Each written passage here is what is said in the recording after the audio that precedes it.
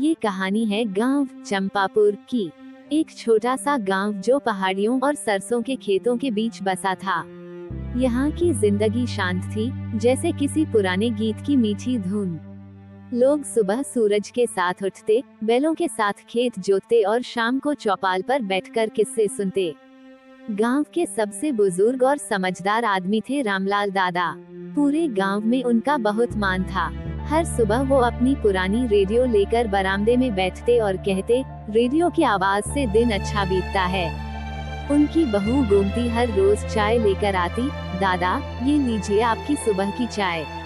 अरे गोमती, तेरे हाथ की चाय में तो जैसे दवा का असर है, वो मुस्कुराते हुए कहते।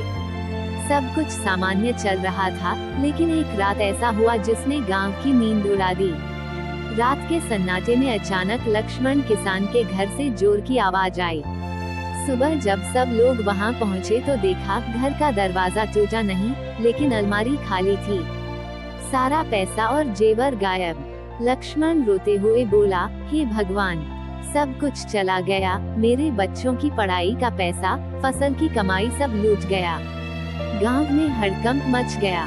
किसी ने कहा चोर जादूगर होगा, तो किसी ने कहा ये तो भूत प्रेत का काम है।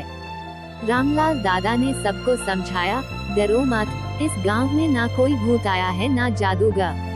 कुछ तो चाल है इसके पीछे। रात में पहरा देने का निर्णय लिया गया। हर कोई अपने घर के बाहर लालटेन लेकर बैठ गया। दादा भी अपनी लाठी लेकर चौपाल पर डटे रहे। रात के करीब 2 बजे सुरेश और गोपाल, जो पहरा दे रहे थे, ने आसमान में एक चमकती हुई चीज देखी।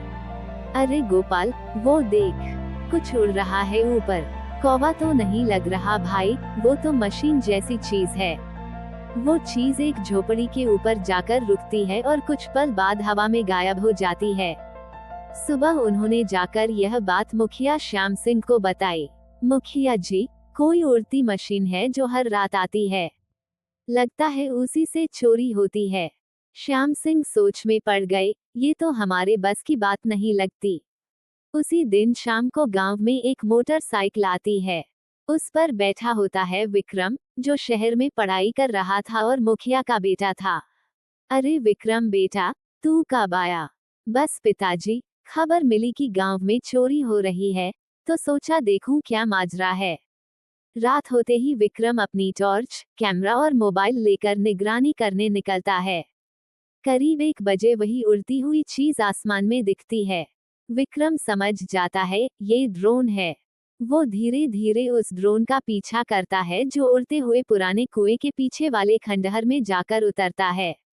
विक्रम तुरंत गांव के 2 लड़कों सुरेश और गोपाल को बुलाता है। तीनों धीरे धीरे खंडहर में जाते हैं और देखते हैं अंदर 2 आदमी लैपटॉप और बैग लेकर बैठे हैं। एक के हाथ में ड्रोन का रिमोट है और दूसरा किसी डिब्बे में रखे गहने गिन रहा है। चलो, अब सबूत हाथ लग गया, विक्रम धीरे से कहता है। तीनों उन चोरों को पकड़ लेते हैं और गांव में ले आते हैं। सुबह पंचायत लगती है। मुखिया गुस्से में बोलते हैं, तो ये था असली खेल। ड्रोन से निगरानी और चोरी दोनों एक साथ। गांव वाले दंग रह जाते हैं। रामलाल दादा हंसते हुए कहते हैं, अरे बेटा, हमारे जमाने में चोर पेड़ पर चढ़कर भागते थे, अब तो आसमान में लुक उड़ते हैं। विक्रम मुस्कुराते हुए बोला, दादा अब लाठी से नहीं, मोबाइल से निगरानी करनी पड़ेगी। दादा बोले, ठीक है बेटा, तो पहले मुझे मोबाइल चलाना सिखा दे, ताकि अगली बार कोई उड़ता चोर दिखे तो वीडियो बना लूं। गांव के लोग हंस पड़ते हैं।